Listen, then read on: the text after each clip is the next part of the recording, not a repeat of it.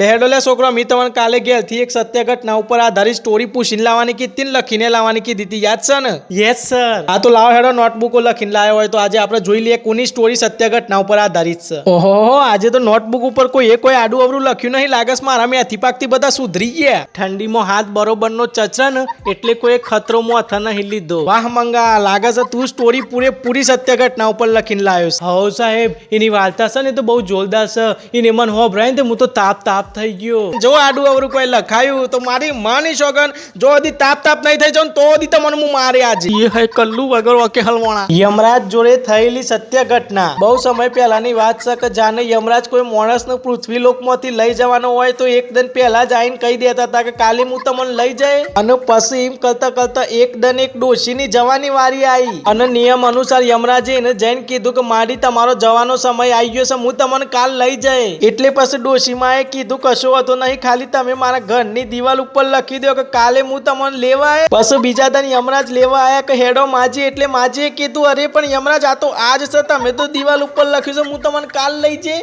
અને પછી તો યમરાજ બરોબર ના ગોથે ચડી ગયા, આજ રીતે પોતાની જાલમાં ફસાઈ ગયા. તાનથી યમરાજ બધાને કીધા વગર લઈ જવા માંડ્યા. શા તને કીધું કે એમ કે ને? યમરાજ જે ડોશીમાન લેવા આવ્યો હતો ને એ જ મારો બા હતો અને એ જ મને આ સ્ટોરી કીધી.